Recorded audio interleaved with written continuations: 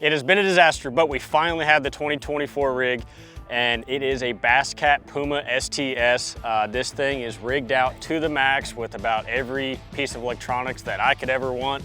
So I'm really looking forward to walking you guys through how I have it set up and the reasons why. So let's start on the business end. Everybody knows live scoping is becoming a huge deal in bass fishing tournaments, and you have to do that to stay competitive.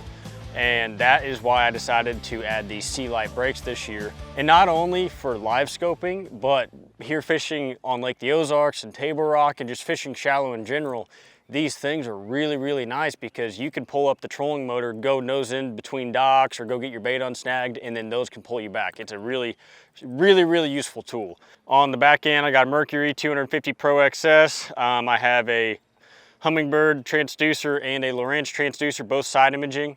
And as we move into this back compartment, I did switch some things up this year. Thank you to Wholesale Batteries.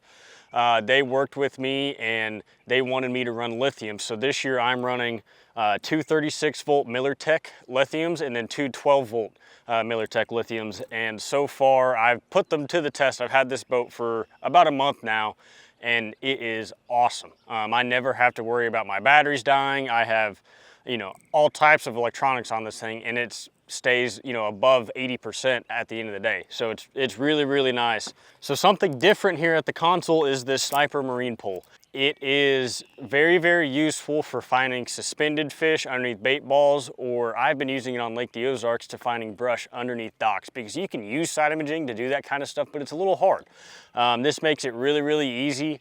And this will lead into the graph setup here at the console. 3 graphs. It's a little much, but there's a tool and a use for every single one of them. So I'll start on the right here. I got a Lowrance HDS 12. That is pure waypoint management, and then that side imaging transducer on the back. Whenever we go to Florida or any of those like river fisheries, finding hard bottom is really key, and that Lowrance side imaging does a really, really good job at that. Next is the trusty Helix 12. The mapping is very, very hard to beat on that. That is the best mapping, in my opinion, out there. That's the most consistent across the entire nation.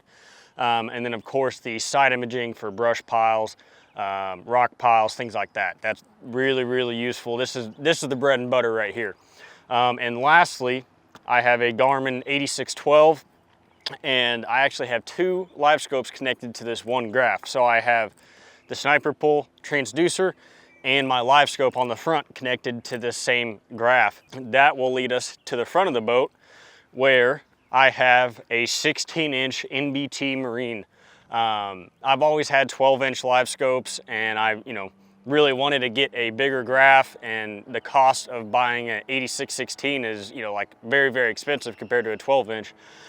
So this route was definitely the better route for me to go, and it made sense with that Sniper marine pole. That's what I have up here, and then a Helix 12 for mapping, waypoint, being able to see my waypoints on brush piles, and then also Mega 360.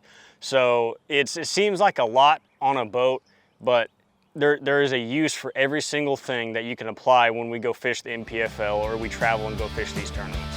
So this is my 2024 rig. Just want to thank Basscat, Wholesale Batteries, Russell Marine, everybody that helped me to get this boat to become what it was. And I cannot wait to take this thing out to Lake Hartwell for stop number 2 of the National Professional Fishing League.